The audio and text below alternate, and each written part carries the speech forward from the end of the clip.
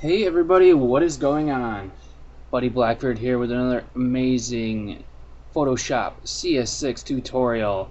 And right now is the time that the Steam summer sale is going on, which is basically a big computer game sale that happens every once a season pretty much, and they have like video games off like 80% and stuff like that. It's really awesome.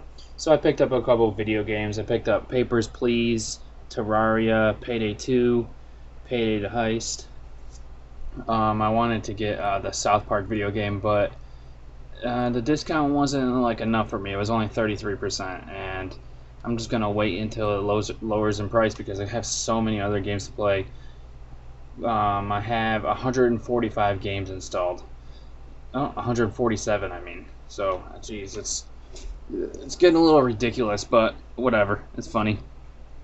Anyways, we're gonna go over working with this info panel here, and a couple different things that we can do within this info panel. So the way you can open up the info panel is by clicking on this I button right here where it says info, and just clicking on the info tab. We've got RGB color information, CMYK color information, we've got X and Y coordinates, we've got width and height, and then we've got color marker data, and I'll go over what those are later. So let's go over here to the left and click and hold on this and come down to like a custom shape tool or something like that. You can do a rectangle or anything. I'm gonna go to custom shape tool, and I came up here to where it says shape. Click on there, and then you can pick whatever shape that you want, and then let's click on our canvas here or our picture and drag, and notice to the right there is a width and a height box that shows up. That's new, which new in CS6, so that's pretty neat. But over in your info panel, if you look, it shows the width and the height of what you're making. It's also got the X and Y coordinates of where your cursor is at, and that's pretty much it for this. If you hold shift, it'll constrain the proportions of your custom shape that you're creating. So this way you can have the proper width and height of whatever you want to make. So I'm going to release it, and then I get that. So I just wanted to show you about the width and height and everything like that first. Now I'm going to come down to my eyedropper tool, which is right here. Click on it. Make sure you're on eyedropper tool and not the color sampler tool. Click on eyedropper tool, and now when I'm going across some of this some of the colors on here, you can see in the info panel that it's changing. So at this particular section right here on this basket, it has an RGB of 157, 73, and 1, and then 27, 77, 121 on the CMKY. And sometimes they have exclamation points, and sometimes they have percentages on the CMYK colors. It also shows the X and Y axis, and the width and height doesn't change because we aren't dragging anything out. So if I hold shift down, it comes to the color sampler here, and you can see that this text down here changes to click image to place new color sampler.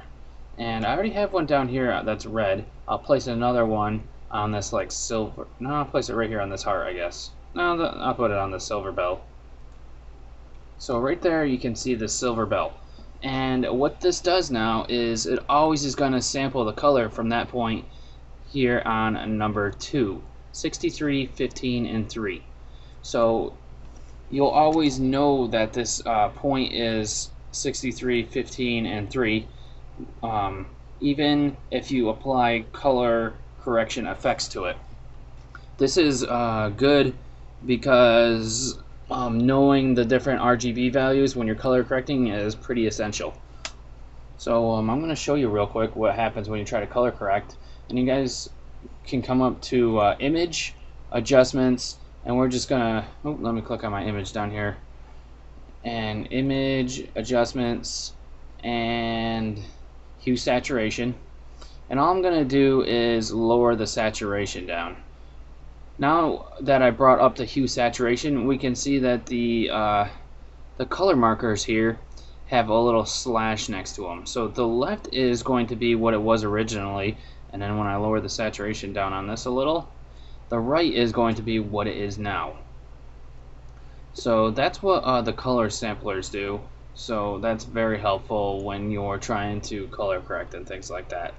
So that's good for that. So we can see how the info panel helps you create a specifically sized object using the width and height, or you can check out the different color information within the photo. Now the info panel has a options menu here, and if I click on panel options, we get a couple different pretty much a couple of different options, I guess, is what I guess I should call them. So here's where we can change the different color modes that we're seeing. So our first readout is actual color, which is going to be RGB. And then our second readout, we can change that maybe to grayscale if we wanted to. And that goes by K. And then if I start going over top here, this is the percent of the grayscale that we got. So it's good to know what you want to have in your info panel, and I'm going to change this back to CMYK just for anything. I only really need RGB if I'm working in just like web or TV, and then I'll use the CMYK if I'm actually going to like print this picture out professionally. You can change your coordinates here to pixels, inches, whatever you feel like using, and then you got some extra information that you can add to the info panel, like current tool and all that stuff. So we'll do that, we'll hit OK, and now it tells me that my current tool is the eyedropper. If I go here, it'll be text or the type tool. So that's the different stuff that you can do with the info panel. Use that to your advantage while you're using Photoshop to I don't know, get like a pretty good head on what you're doing and knowing really what you're working with. So that's what the info panel is good for. Pretty much mostly about colors and stuff like that.